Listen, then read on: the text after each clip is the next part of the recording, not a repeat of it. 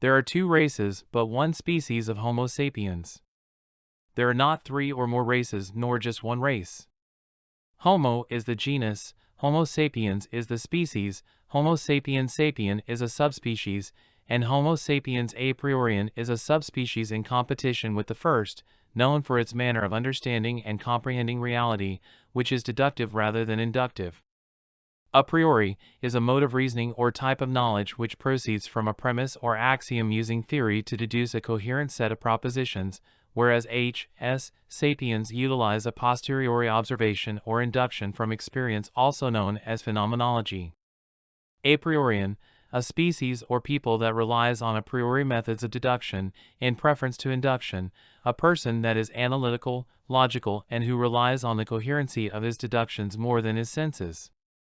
There is an unbreakable rule based on territory, the territorial imperative, that states two creature classes dependent on the same ecological niche compete until one is eliminated. H.S. sapien and H.S. apriorian are incompatible, but they share the same environment. They cannot continue to coexist. However, this is not a physical war but a spiritual war. The competition is for the minds of man. Homo sapiens sapien can be raised up and form a higher consciousness. Spiritual evolution is about consciousness raising, not physical transformation. The transformative work is referred to as a perfecting of the saints. The perfection process is a work of faith that builds the church. Perfection is not achieved outside of the church. But this work is not part of the established church, which is for the most part nothing more than a meeting place. Works of faith that build the church build up trust between believers. The church was meant to be an expression of the trust we have in one another, but became instead another liberal institution. Apriorians are people of faith. An Apriorian trust is an organization built in faith to perfect the spirit of man. Humanity has two distinct states of being. Faith is the state of the believer. Fear is the natural state of the unbeliever. Sapiens live in fear because they are always exposed to risk. The institutions of the secular world are created to manage this fear. Apriorians, on the other hand, live in faith. Apriorian trusts transform fear into faith. To transform fear into faith requires works of faith. Works of faith build trusts. A trust is the manifestation of a community of faith.